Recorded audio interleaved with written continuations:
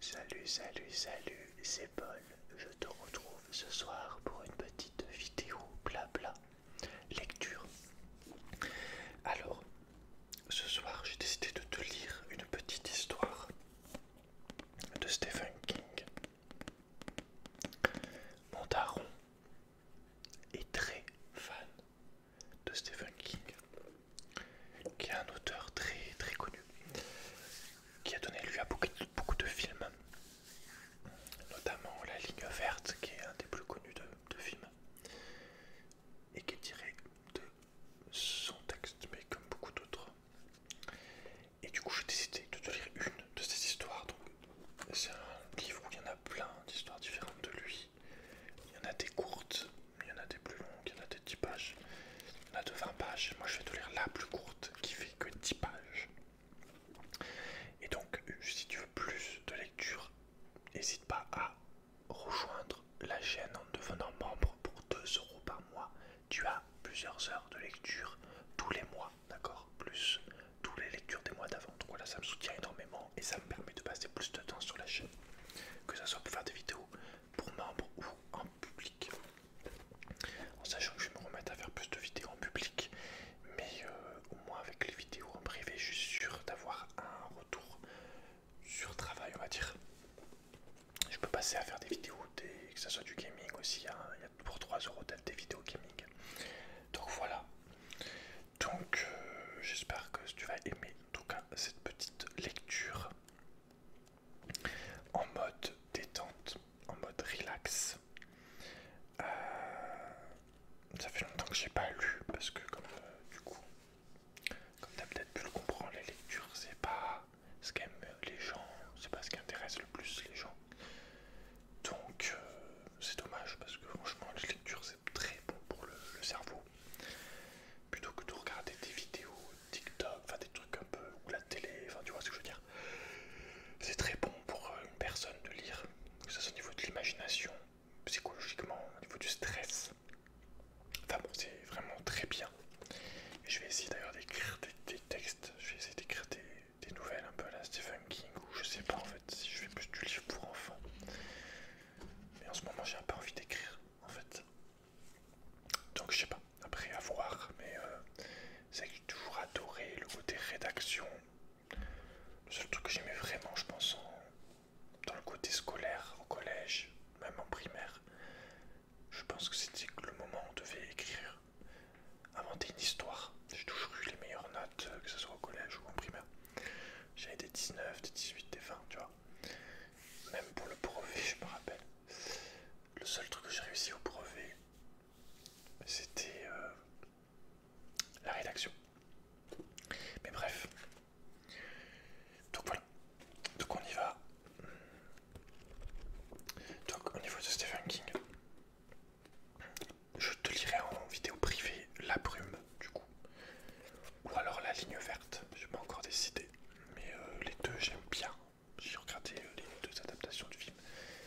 Et j'aime bien La Brume, La Ligne Verte aussi. Donc je sais pas, à voir. En sachant que La Ligne Verte je l'avais commencé mais j'avais arrêté parce que à l'époque j'étais moins sérieux au niveau de mes lectures. J'arrête en plein milieu. J'étais moins motivé à lire.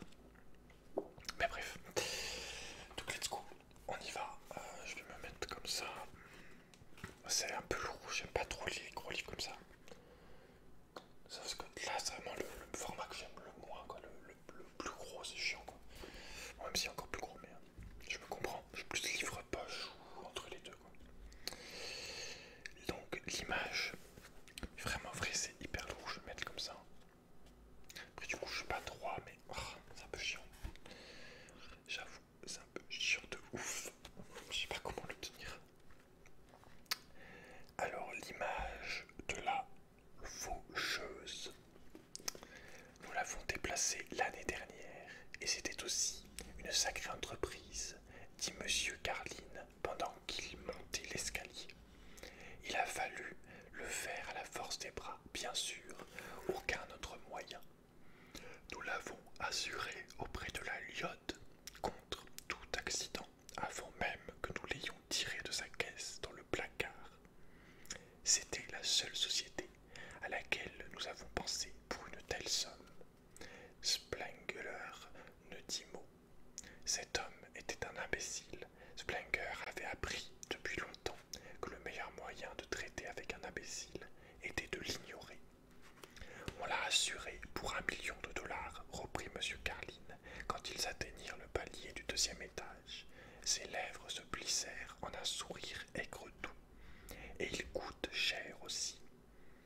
C'était un petit homme, pas vraiment gros, avec des lunettes, sans monture et une tête chauve bronzée qui brillait comme un ballon de volley-ball verni. Une armure qui gardait les sombres acajou du corridor de l'étage les fixait, impassible. Le couloir était long et Splenger examina les murs et les tapisseries de l'œil froid d'un professionnel. Samuel Claggart avait acheté en quantité démesurée, mais il n'avait pas bien acheté.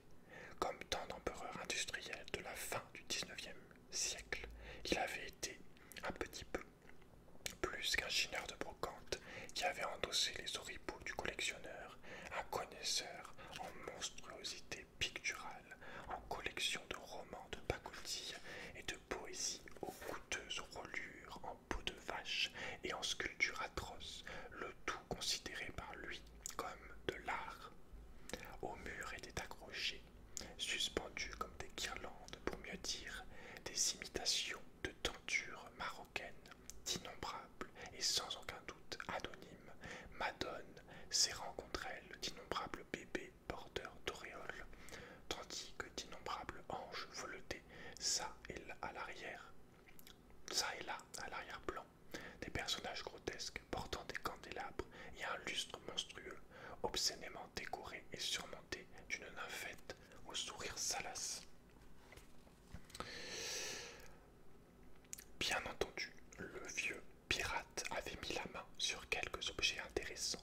C'était statistiquement inévitable, et si le musée privé Samuel Claggart, visite guidée d'1 heure, adulte $1, enfant 50 cents à vomir, était composé de 98% de camelote pure, il y avait aussi les 2% restants, des choses comme le fusil Combs au-dessus du foyer de la cuisine, l'étrange petite caméra Oscura du salon et bien sûr le miroir de Delver a été enlevé du rez-de-chaussée après un incident assez malheureux.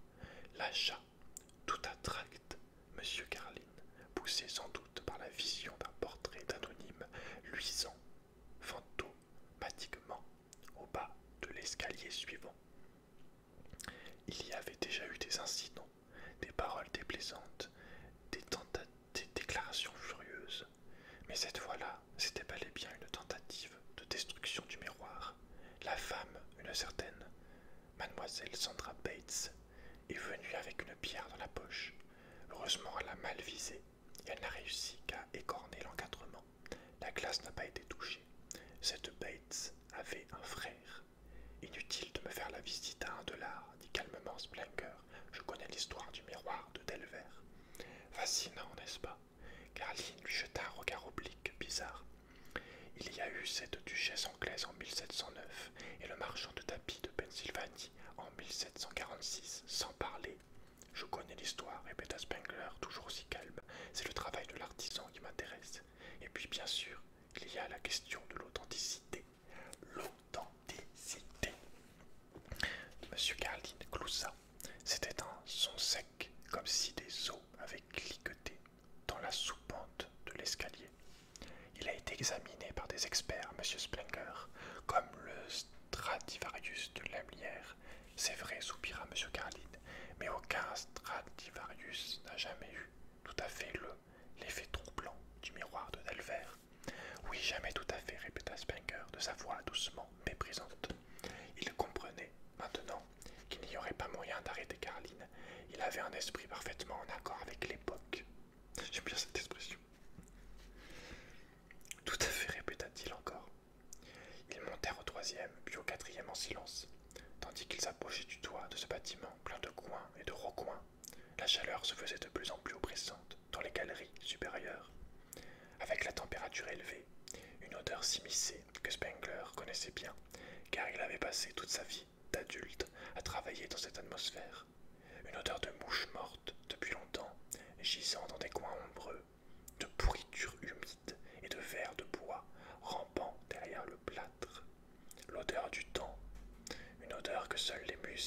mausolée possédaient en commun. Il imaginait que c'était une odeur très semblable à celle qui devait monter de la tombe d'une jeune vierge morte depuis 40 années. Ici, à cet étage, les reliques étaient empilées pêle-mêle dans un capharnaüm de boutiques du brocanteur. Monsieur Carline conduisit Spenger à travers un fouillis de statues, de portraits aux cadres brisés, de pompeuses cages à oiseaux plaqués or, où l'on apercevait le squelette démembré d'un vieux tandem. Il le quitta jusqu'au mur du fond, où une échelle de meunier était disposée sous une trappe au plafond. Un cadenas poussiéreux pendait de la trappe. Sur la gauche, une reproduction d'Adonis les fixait inexorablement de ses yeux sans pupille. L'un de ses bras était tendu et au poignet était accroché un écriteau. Entrée strictement interdite. De la poche de sa veste, M. Carline tira un trousseau de clés, en choisit une et escalada l'échelle. Il s'arrêta au 3e barreau, sa tête chauve luisant faiblement dans l'ombre. « Je n'aime pas ce miroir, dit-il. Je ne l'ai jamais aimé. J'ai peur de le regarder. J'ai peur de le regarder un jour et d'y voir ce que les autres ont vu. » Ils n'ont fait que s'y voir eux-mêmes, dit Spenger. Monsieur Carline ouvrit la bouche pour répondre, s'arrêta, secoua sa tête et tâtonna devant lui en tendant le cou pour insérer correctement la clé dans le cadenas. Faudrait la remplacer, marmonna-t-il. Elle est bon sang. Le cadenas s'ouvrit brusquement et glissa hors du loquet. Monsieur Carline tenta de le rattraper dans un geste hasardeux et manqua de tomber de l'échelle. Spenger le saisit adroitement au vol et leva les yeux vers son compagnon. Il s'accrochait en tremblant au sommet de l'échelle, le visage pâle dans la pénombre brune. « Ce miroir vous inquiète vraiment, on dirait, dit Spenger sur un ton doucement interrogateur. Monsieur Carline ne dit rien. Il semblait paralysé. « Descendez, dit Spenger, s'il vous plaît, vous allez tomber. » Carline s'exécuta lentement en s'agrippant à chaque barreau, comme un homme qui titube au-dessus d'un gouffre sans fond. Quand ses pieds touchèrent le plancher, il se remit à bavarder, comme si dans le sol était passé un courant qu'il avait rallumé. « 250 000, dit-il, 250 000 de primes d'assurance pour emmener cette chose d'en bas à là-haut, cette satanée chose. Il aura fallu installer spécialement un palan pour le hisser ici, sous les combles, et j'espérais, je priais presque, que quelqu'un aurait les doigts glissants, que la corde aurait été mal choisie, que la chose tomberait et se briserait en millions de morceaux. » Des faits, coupa Spenger, des faits, Carline, pas du roman à dessous, pas de feuilleton bon marché ou du film d'horreur d'aussi piètre qualité. Des faits, premièrement, John Delver était un artisan anglais d'origine normande qui fabriquait des miroirs durant ce que nous appelons la période élisabéthaine. Sa vie et sa mort n'ont rien de remarquable, pas de pentacle gribouillé sur le sol que le propriétaire aurait dû effacer, pas de document sentant le soufre avec une tache de sang à l'endroit où il faut mettre le nom. Deuxièmement, ces miroirs sont recherchés par les collectionneurs, principalement en raison de la beauté du travail du cristal qu'il a utilisé. Un cristal qui a agrandi et distord légèrement l'image aux yeux de celui qui le regarde, une marque de fabrique très particulière. Troisièmement, en l'état actuel de nos connaissances, il n'existe plus que 5 Delver, dont 2 en Amérique. Ils sont d'une valeur inestimable. Quatrièmement, ce Delver est un autre qui a été détruit. Pendant que le Blitz de Londres se sont attirés une réputation plutôt usurpée, fondée en grande partie sur l'exagération, le mensonge et les coïncidences. Cinquièmement, dit M. Carline, vous êtes un prétentieux connard, non? Spenger considéra avec une haine tranquille l'Adonis au regard aveugle. C'est moi qui ai guidé le groupe de visiteurs dont faisait partie le frère de Sandra Bates quand il a regardé dans votre précieux miroir, Spenger. Il devait avoir dans les 16 ans, c'était un groupe de lycéens. Je racontais l'histoire du miroir et j'en étais à la partie que vous apprécierez. Je vantais la perfection du travail, celle du miroir lui-même, quand le garçon a levé la main. Mais qu'est-ce que c'est, cette tache noire dans le coin supérieur gauche, a-t-il demandé. On dirait un défaut. Et l'un de ses amis lui a demandé ce qu'il voulait dire. Alors le jeune Bates a commencé à répondre, puis il s'est arrêté. Il a regardé le miroir de très près, en se frayant un chemin jusqu'au cordon de velours qui entourait la vitrine, et puis il a regardé derrière lui, comme s'il avait vu le reflet de quelqu'un ou l'ombre de quelqu'un qui se tenait derrière son épaule. On dirait une femme, a-t-il dit, mais je n'arrive pas à voir son visage. C'est parti maintenant et c'est Ça vous démange de me dire que c'était la faucheuse? Je crois que c'est l'explication habituelle, non? Que parfois des gens marqués par le destin voient l'image de la faucheuse dans le miroir. Allez mon vieux, sortez-le. Le National Enquirer adorerait ça. Racontez-moi les conséquences horrifiques et mettez-moi au défi de les expliquer. Qu'est-ce qui lui est arrivé par la suite? Il a été renversé par une voiture, il s'est jeté d'une fenêtre. Alors, Monsieur Carlin émit un sinistre petit gloussement. Vous devriez être mieux renseigné, Splinger. Ne m'avez-vous pas dit 2 fois que vous connaissiez l'histoire du miroir de Delver? Il n'y a pas eu de conséquences horribles. Il n'y en a jamais eu. Ce qui explique qu'on ne retrouve pas le miroir de Delver dans les suppléments du dimanche des journaux, à côté du diamant Koh-i-Noor ou de la malédiction de la tombe du dieu Thoth. Il est banal comparé à cela. Vous pensez que je suis un imbécile, n'est-ce pas? En effet, dit Splinger, on peut monter maintenant. Certainement, dit M. Carlin avec emportement. Il grimpa à l'échelle et poussa la trappe. Il y eut un cliquetis, suivi d'un bruit, tandis que celle-ci se soulevait sous l'effet d'un contrepoids. Et puis M. Carlin disparut dans l'ombre. Splinger le suivit. L'Adonis aveugle continue de les fixer sans le savoir. Il faisait une chaleur explosive sous les combles éclairés par une seule fenêtre, aux multiples carreaux, couverte de toiles d'araignée, qui filtrait la lumière crue de l'extérieur pour en faire une sale lueur laiteuse. Dans un angle, le miroir était dressé vers la lumière. Il en captait la plus grande partie et renvoyait une tache perle sur le mur opposé. Par sécurité, on l'avait enserré dans un cadre de bois. M. Carlin ne le regarda pas, évita très soigneusement de le regarder. Vous ne lui avez même pas mis un chiffon dessus, dit Splinger, visiblement en colère pour la première fois. Dans mon esprit, c'est un œil, dit M. Carlin.